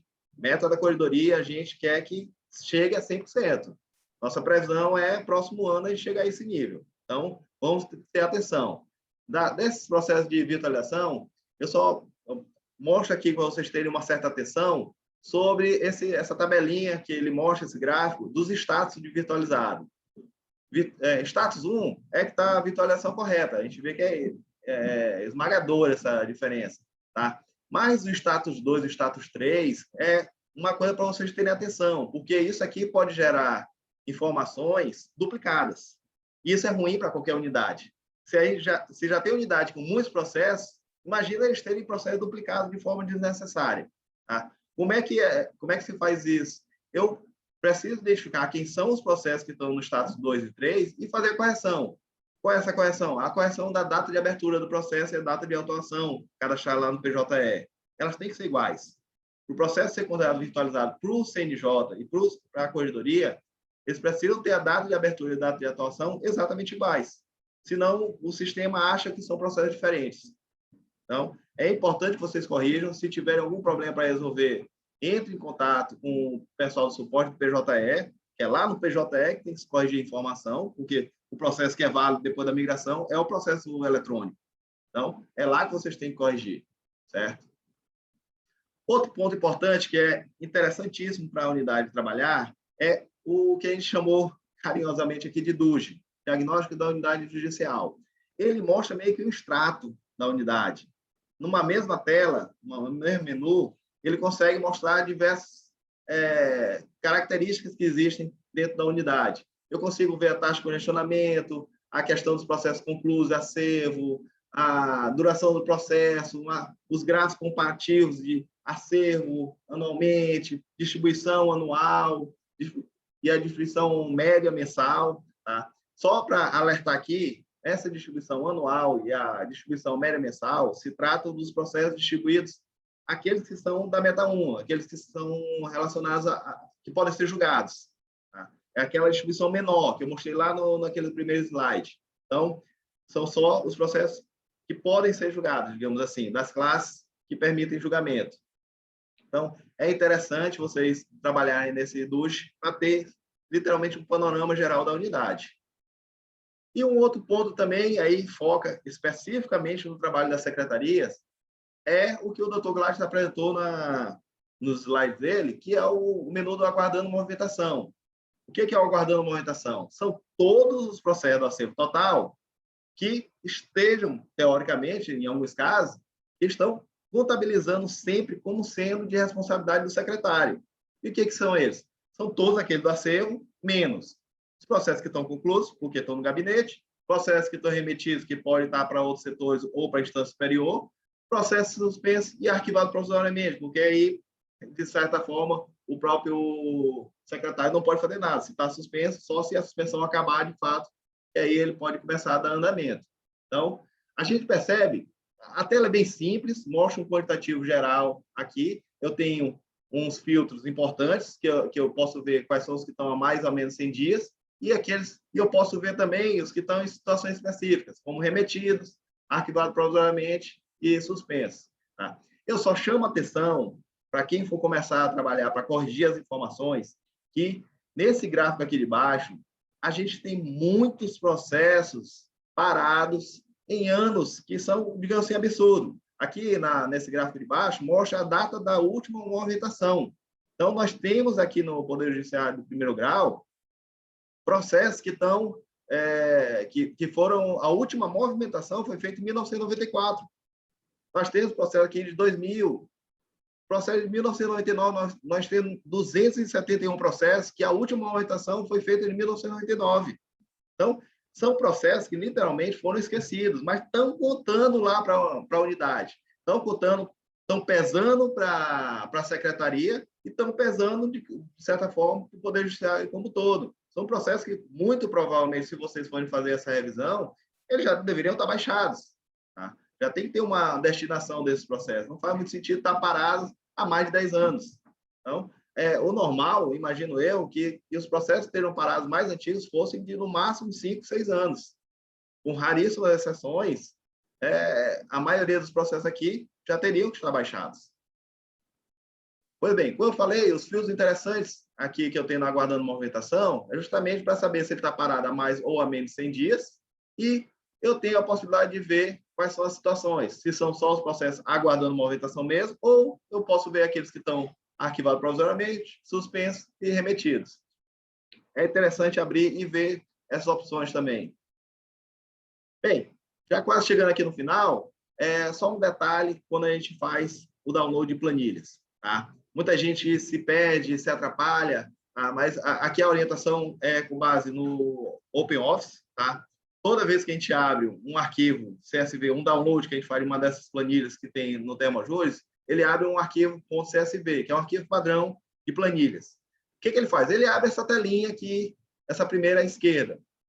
Detalhes que a gente precisa fazer. Sempre que for baixar uma planilha, mudem o conjunto de caracteres, se não já vier como padrão, Unicode e o TF8. Por quê? Se eu não colocar esse padrão bem aqui, normalmente as informações da planilha vai vir tudo bagunçado, os caracteres estranhos, coisa assim. Outro detalhe que eu posso editar rapidinho é Quando eu estou vendo o processo, que é aquele número que no Teams é um número pequeno, tá? Mas no PJE é o número único, sem pontos e sem traços, é interessante também mudar aqui para texto, porque senão o número do PJE fica um número, aquele número muito grande, todo formatado com caracteres especiais. Também não é legal. Aí ele pode fazer umas arrumações sempre que puder aqui nessa carga. Quando eu abro a planilha inteira com os dados, certo? Está aqui na tela direita. E eu chamo atenção para uma coisa que a gente vai trabalhar, eu vou mostrar rapidamente do Dr. Glaston, que é o autofiltro. Essa ferramenta do autofiltro aqui ajuda demais a gente a controlar as informações.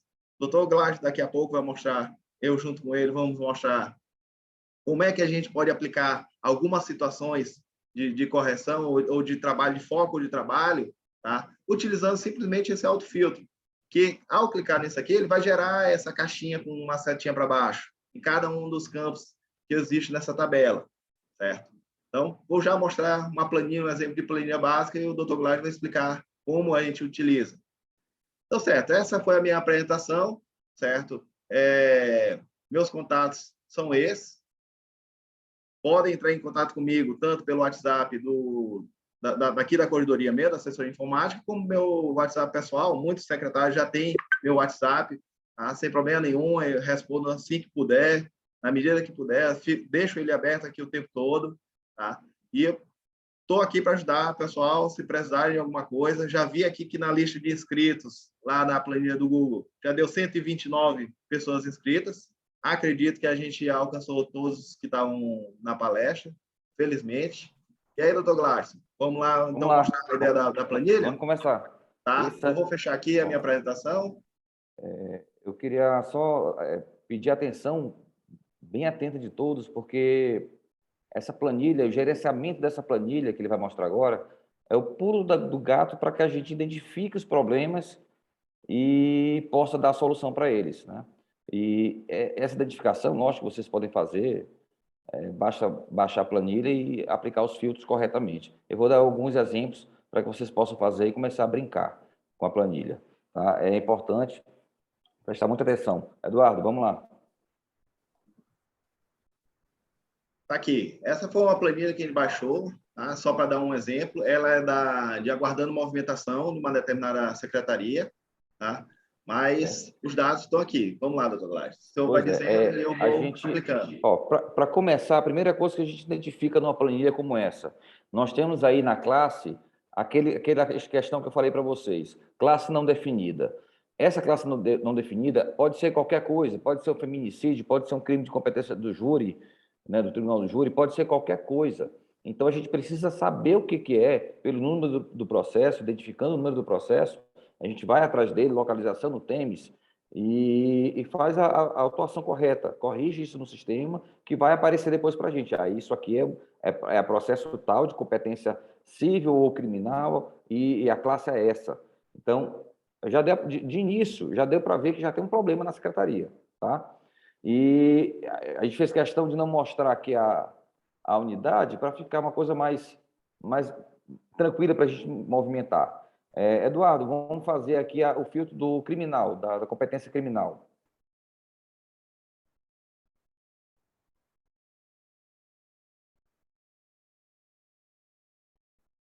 Bom, nós temos aí a competência toda dos processos criminais. O que a gente observa aí? A gente observa que tem um boletim de ocorrência, que está concluído desde 2010, né? Hoje contando com 4.062 dias. Eu não vejo uma situação qualquer que possa permanecer um processo desse porte por esse tempo todo, tá? E para a gente ter uma ideia, a última movimentação dele está de distribuição. Então, o que eu acho que aconteceu aí? Foi distribuído, foi feita uma representação que deve ser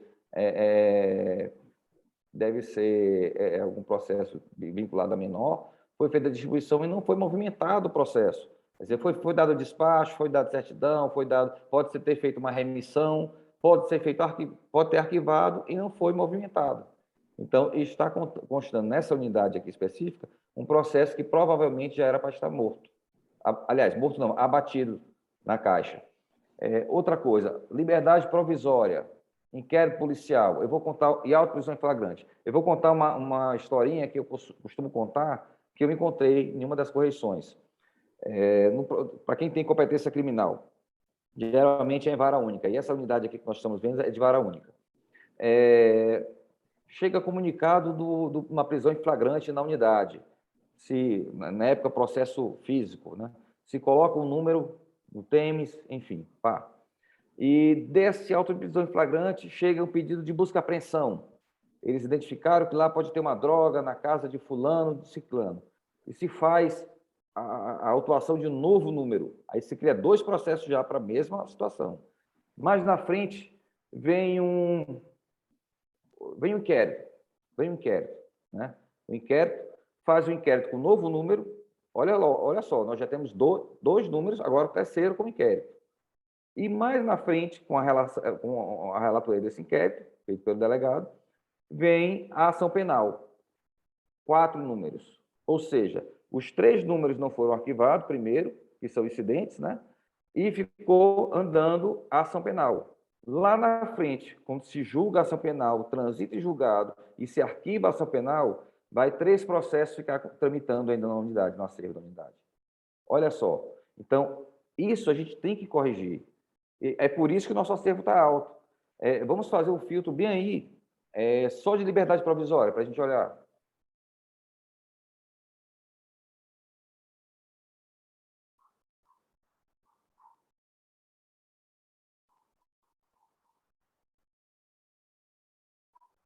Não, isso. Olha a quantidade de liberdade provisória de 2010, 2011, 2012 que nós temos.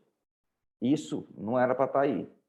Com certeza, com 3.000 dias, quase 4.000 dias, com certeza, esse processo já deve ter sido até arquivado, mas a liberdade provisória continua tramitando. Então, o nosso acervo é composto de muito lixo que a gente pode descartar.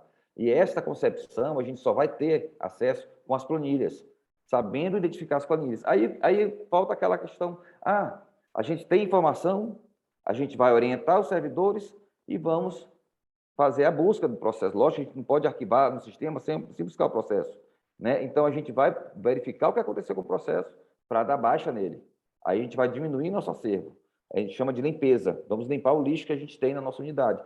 Isso é uma coisa histórica, como o desembargador Paulo Velter falou, a gente não está aqui para fazer nenhuma demonização de ninguém, a gente está aqui para corrigir. Tanto é que, pensando nisso, ele está criando aí a coordenação específica das secretarias para dar orientação, né, para fazer esse canal de diálogo e corrigir esses problemas que nós temos. Vamos voltar lá, tira essa liberdade provisória. E limpa também o competência.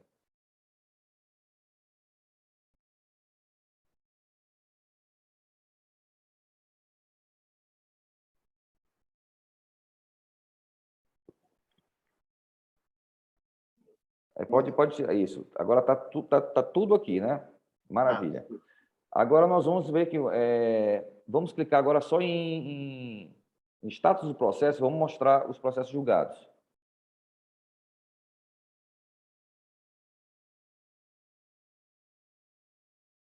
Pronto, nós temos aqui só os processos com status julgado. Aí, porque não dá para aumentar mais. Lá embaixo nós temos aqui. Eu queria ver a quantidade lá embaixo, Eduardo. Tira essa seleção aí das células. Tira a seleção das células. 3.264. Pronto, nós temos aqui, olha, desembargador Paulo Velter, olha só, nós temos 12.028 processos nessa secretaria. Desses 12.028 processos, 3.200, 264 estão com status de julgado. Então, essa unidade tem muita coisa para queimar para poder arquivar. A gente consegue reduzir aqui a taxa de questionamento de baixa de forma muito rápida, porque nós temos uma gordura boa. Aí vamos aqui ao lado, na última movimentação, passe o mouse por cima aí para a gente olhar, olha a quantidade de sentenças, o julgamento, onde tem julgamento. Olha só, parabéns aí. Esses julgamentos são sentenças proferidas aqui de procedência a 2.600 dias, 3.000 dias, são movimentações de julgamento que não foram movimentadas. que não foram cumpridas, aliás. Não foi publicado, não foi feita a intimação, e muitas das vezes, vamos subir, Eduardo, mais para o filtro, onde tem o filtro, lá onde tem a última movimentação, no filtro. Vamos colocar aí homologada a transação.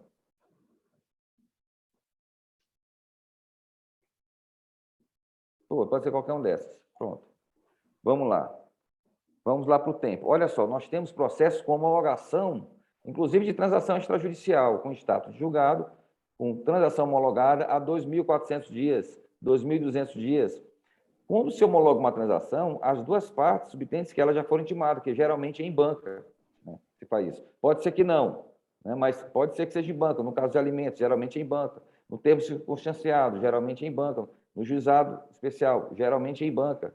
Então, se as partes forem intimadas e lá na sentença tem o comando de arquivamento no trânsito julgado, vamos só fazer a certidão de trânsito julgado, ver se não tem custos e arquivar o processo. A gente não precisa ficar com o acervo desse paralisado, enchendo, né, a unidade de processo que poderia estar arquivado já, né? Esse feeling que eu quero passar para vocês, que vocês têm que entender que a gente pode trabalhar com a planilha. Se a gente não trabalhar com a planilha, a gente não vai identificar o erro, o problema que aconteceu. Eu não estou falando que foi de vocês, pode ser de vocês, pode ser de outra pessoa, pode ser do juiz passado, do retrasado, do secretário anterior. Então, isso acontece. Isso acontece por quê? Porque a gente não está habituado a trabalhar com planejamento, com organização, de forma a focar no resultado. E a gente precisa focar no resultado olhando a planilha. Aí sim, a gente consegue resolver o problema. Vamos ver outra coisa, Eduardo.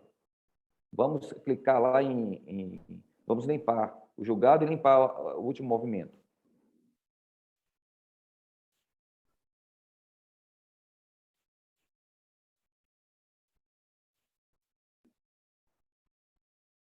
Pronto.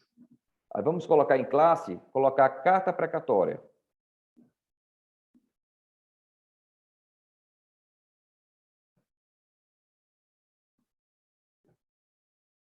Pronto.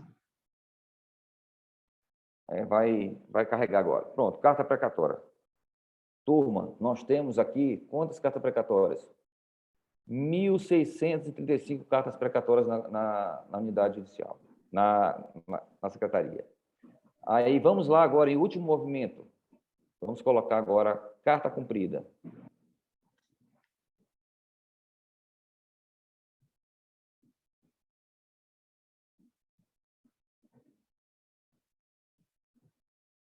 Veja só, nós temos aqui 164 processos de carta precatória que já foram cumpridas e não tem a movimentação de devolvidas. Isso vai acumulando no acervo. Tá? Então, a gente pode fazer com esse filtro aqui N situações para corrigir o problema. Tá? Vamos fazer um mutirão de devolução de carta precatória. Vamos devolver o que foi cumprido, vamos dar baixa no que foi já remetido para o deprecante, e vamos baixar a carta precatória cumprida de 2012. Vira o tamanho da coisa que a gente tem aqui, que a gente tem na nossa secretaria, né, para resolver o tamanho da situação que a gente tem que resolver? Isso é dado, está no sistema. Agora, imaginem a situação. O DataJude vai entrar em vigor daqui a pouco tempo, né? Que são as informações gerais, que vai ter acesso ao CNJ, né? E lá eles vão olhar isso aqui. Imaginem a situação do CNJ olhando uma carta precatória cumprida, não devolvida há 3.200 dias. Eu confesso que eu não queria estar na corregedoria, mas quando foi implantado o DataJude, Eduardo, vai ser um problema para nós, viu? Mas, vão cobrar a gente, com certeza. Pois é, então, assim, a gente precisa corrigir esses erros, a gente tem como fazer isso. Tá? A gente tem como fazer isso. Vamos lá, Eduardo, limpa a carta precatória de tudo. Ok.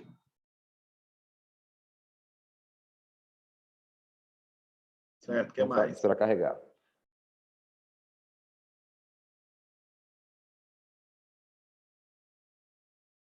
Certo. Vamos lá agora no último movimento, vamos escrever lá mero expediente.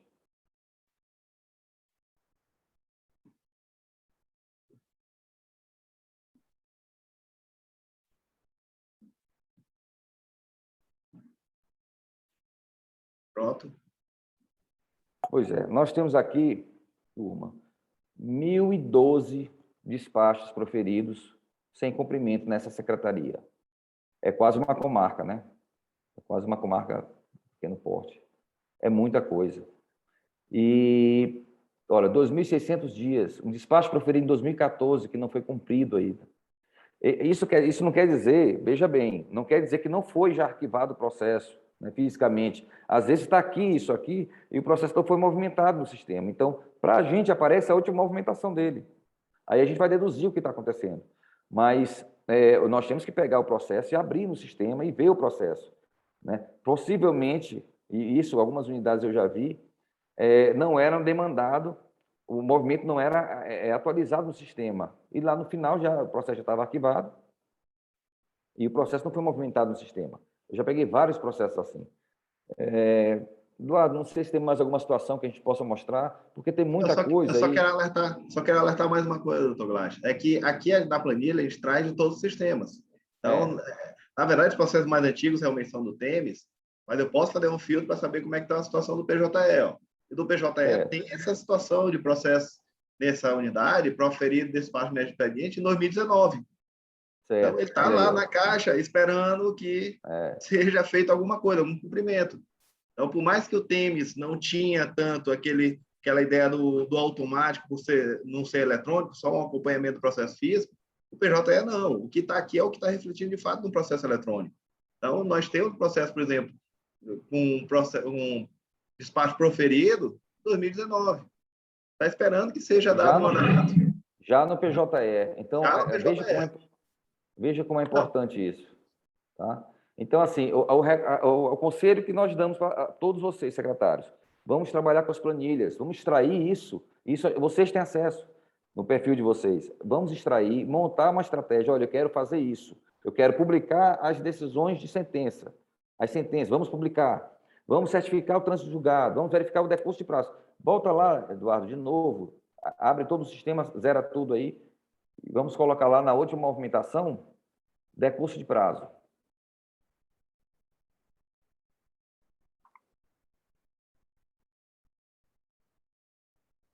Lá, no caso, é decurso de prazo ou decorrido prazo. Pode ser isso aí.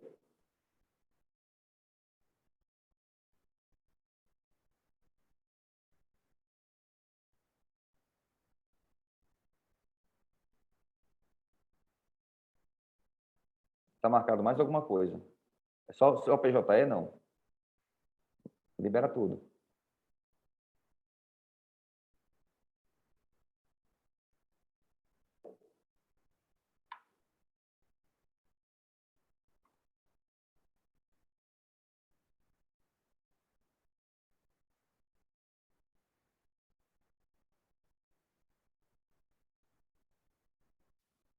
É isso mesmo, doutor Glória. Nessa unidade só tem os processos de decorrido de prazo, é do PJE. Bota decurso de prazo, decurso.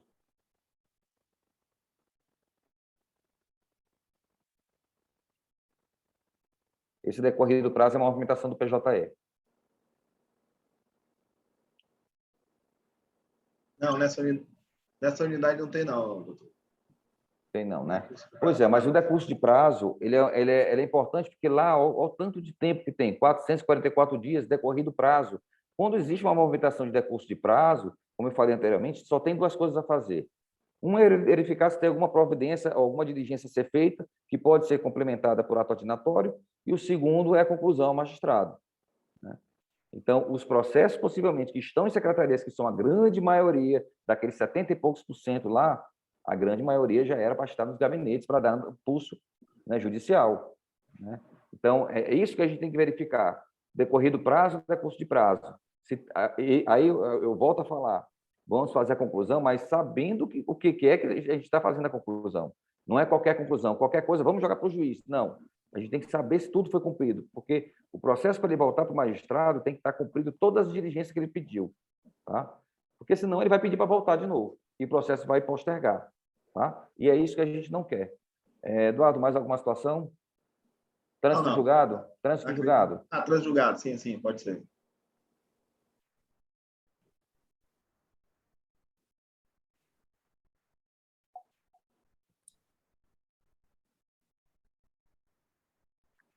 Pois é, nós temos aqui um processo, né, com trânsito julgado, 2.000 dias, 1.000 e poucos dias. Então, quando o processo está transitado julgado, nós temos que ver duas situações. A primeira, a existência de custas a ser colhida, que a gente tem que saber se o processo tem custas ou não, e fazer o procedimento se tiver recolhimento de custas. E se não houver recolhimento de custas, tem que fazer o quê? Arquivar o processo. Está transitado julgado, arquiva esse processo. Tá? Outra coisa que eu esqueci de falar é que tem muito processo que aqui nessa planilha a gente identifica que não houve alteração da classe processual para cumprimento de sentença. E é muito importante a gente saber diferenciar, né, o processo de conhecimento do processo de cumprimento de sentença, processo executório.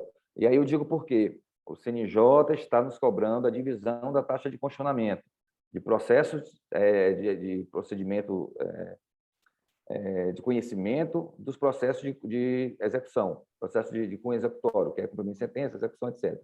Então, quando eles fizerem isso, né, e a gente vai ter que saber no sistema, e só pode saber no sistema se vocês fizerem a alteração da classe quando começar um cumprimento de sentença. Tá certo? Bem, gente, isso aqui é um exemplo do que a gente pode fazer com a tabela, né? Eu vi, Eduardo, que algumas pessoas estão questionando que não está conseguindo abrir a tabela, seja por um sistema, pelo Chrome ou pelo Mozilla. Eu queria que tu falasse um pouco sobre como fazer essa baixa, só para a gente fechar aqui, que eu acho que já está todo mundo cansado aqui. Vamos lá.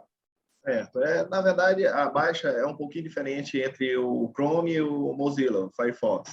Tá? O Firefox, ele aparece, o arquivo que é baixado, ele aparece no ícone lá em cima, no canto superior direito, uma setinha que fica até meio azul enquanto está sendo baixado. Mas, independente do sistema que estiver sendo feito, todos os arquivos que são feitos download, ele vai para a pasta download do computador. Tá? Então, se vocês não conseguirem abrir automaticamente pelo próprio sistema, aqui pelo Chrome ou pelo Mozilla, vocês podem abrir a pasta download do computador e vão ver que os arquivos estão lá. Tá? Só que os arquivos, como eu falei, os arquivos que são baixados são arquivos .csv. Preste atenção para essa informação, porque são esses que são os arquivos. A pasta download vai ser composta por diversos arquivos que vocês baixam na internet. Entendeu? E nessa pasta aí, os arquivos .csv são exatamente esses que vocês fazem a baixa aqui do sistema Thermojuris.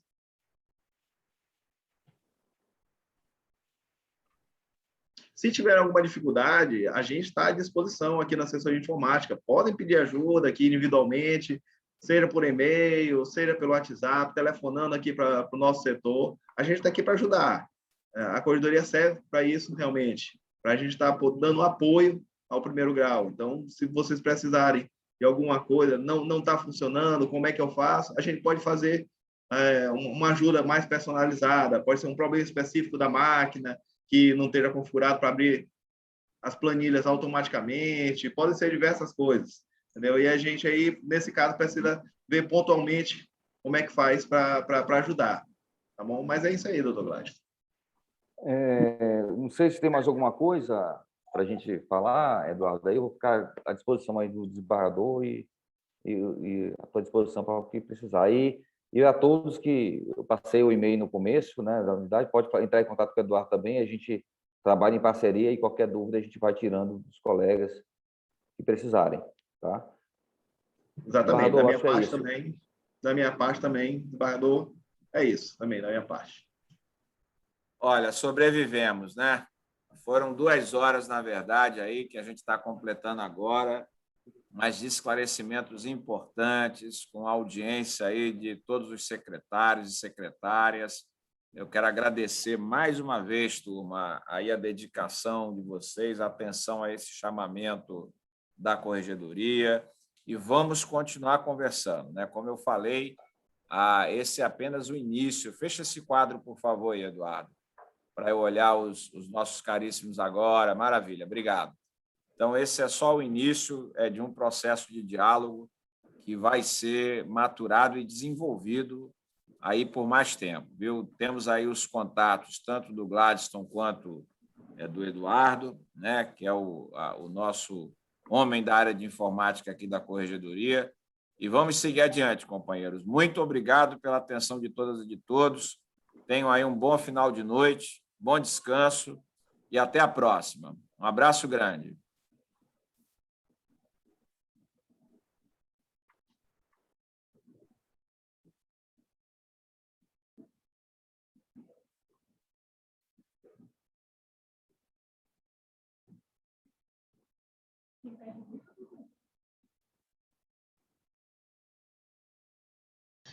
Eduardo, deixa eu te perguntar uma coisa. Pode te perguntar uma coisa?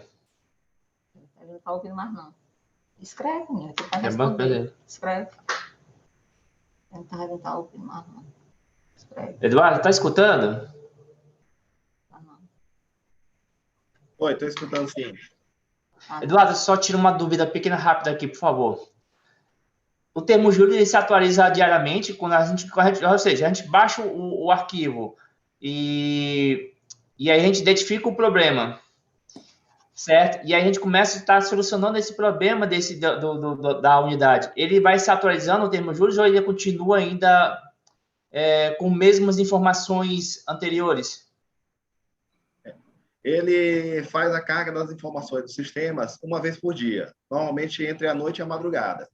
Entendeu? Então, tudo que é feito hoje só vai aparecer no Termojúri, só vai ser impactado no dia seguinte. Com exceção da produtividade de servidor, que ela só é carregada durante o final de semana. Então, naquela parte de produtividade de servidor, que eu não mostrei, mas vocês sabem que existe, ela só é carregada uma vez por semana. Tá? As outras informações carregam diariamente, mas só uma vez por dia. Só entre a noite e a madrugada.